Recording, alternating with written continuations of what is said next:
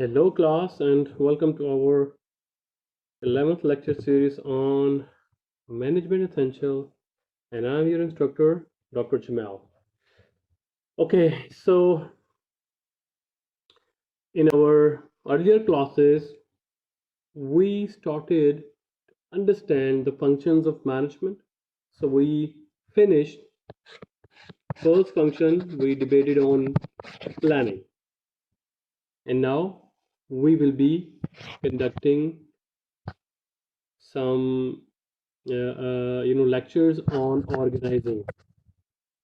So if you recall our discussion, what are the functions of management? Planning, organizing, leading, controlling. Okay. So let's just talk about organizing means. So what is what was the definition of management? Work done by the people through the people.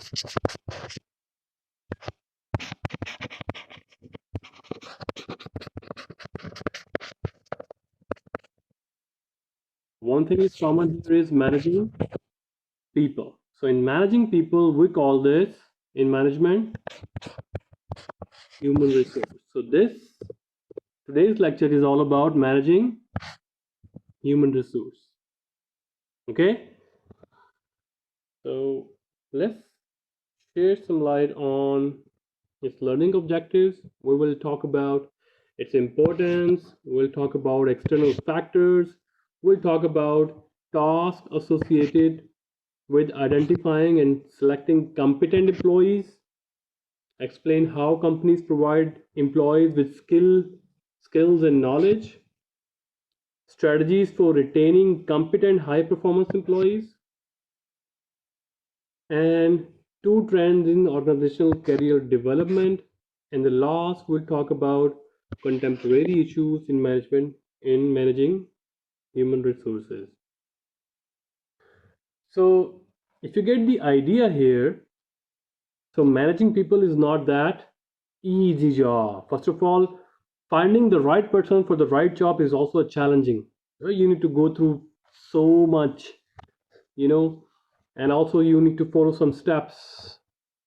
First advertise, or even if referral, then you receive CVs, and then you read CVs, and then identify potential candidates, and then you call them, and then interview, and then you know and then you select, and then you evaluate, and then you have some kind of uh, uh, uh, probation period, and then you realize, okay, this is a good match or not. And if you realize this is not a good match, and then you start from step one.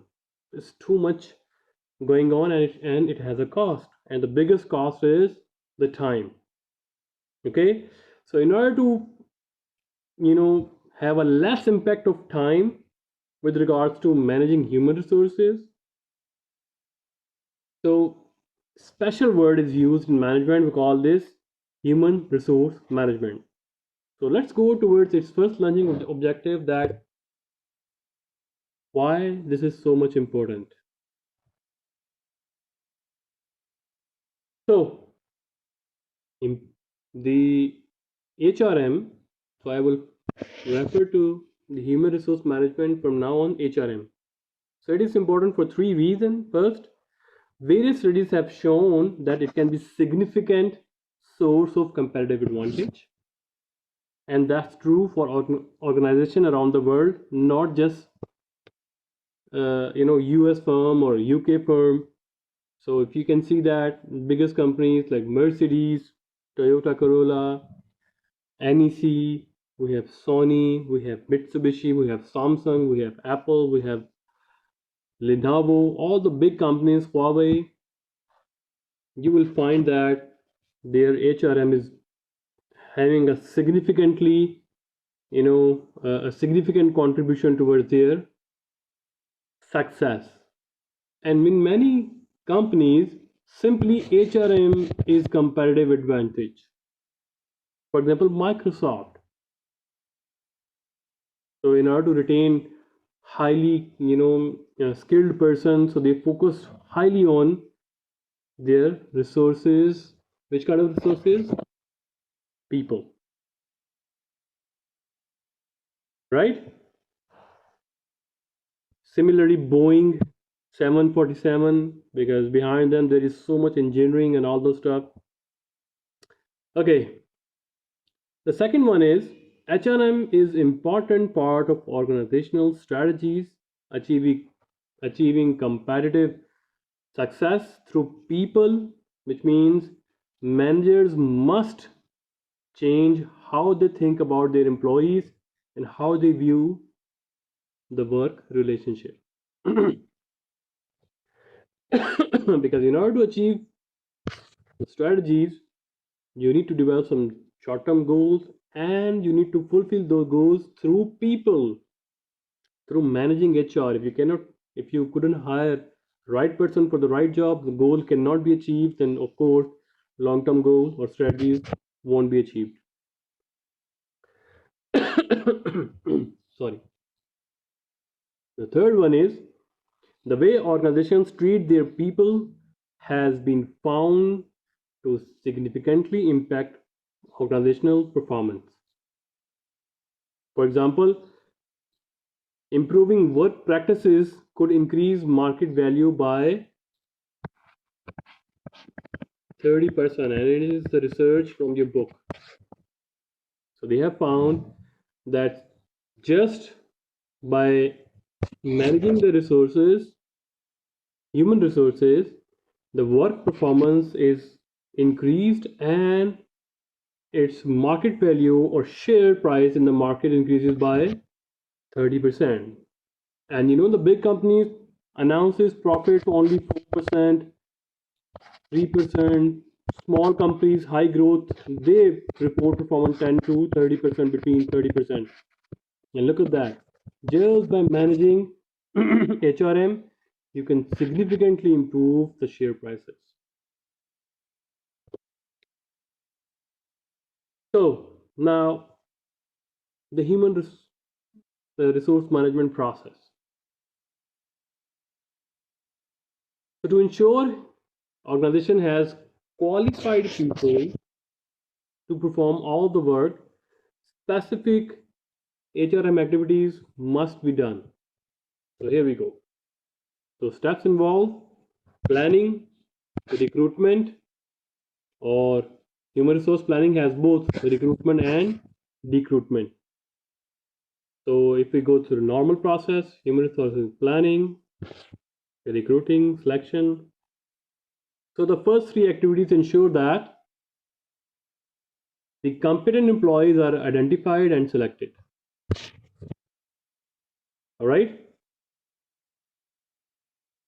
And then next two steps: orientation and training. So it involves providing employees with up-to-date skills and knowledge. So you hire right people, and then you train them for the job so that they could perform the job efficiently, and then you evaluate their performance. Based on their evaluation, you pay them their compensation, and compensation can not just be in dollars or in their currency, it can be in the form of benefits as well. And the last thing is career development. So the last three steps ensures that you maintain or retain competent and high performing employees. Right?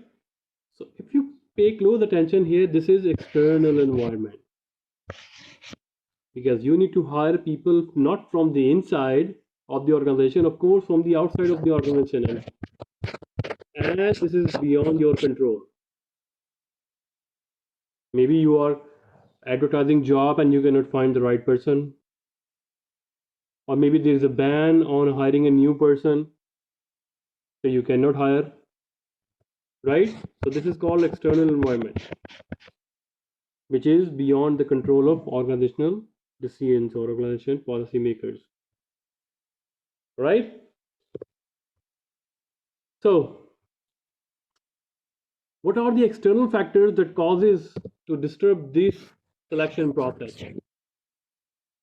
The process, human resource planning, how many people you need to hire, recruitment, interview, job interviews, this kind of stuff, and then you select the employees, and then you give him orientation about the company, what our company, is doing, planning to do, this kind of stuff, and then train them, computer skills or job performance skills, job environment skills. You just train them, and then you evaluate their performance so that they can keep up to their goals and tasks, and then you pay them well, and then not just pay them well, can retain the employees, also career development, whether they have a chance to grow in the organizational structure or not.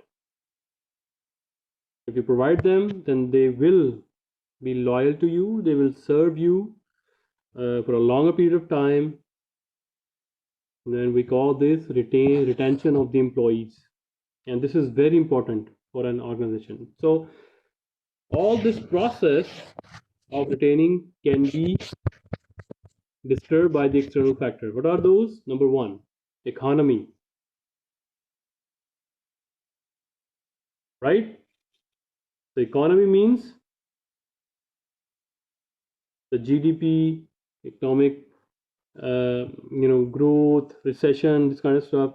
So if you pay close attention to our recent recession, this is the 2007 subprime mortgage in America, and right now we have COVID.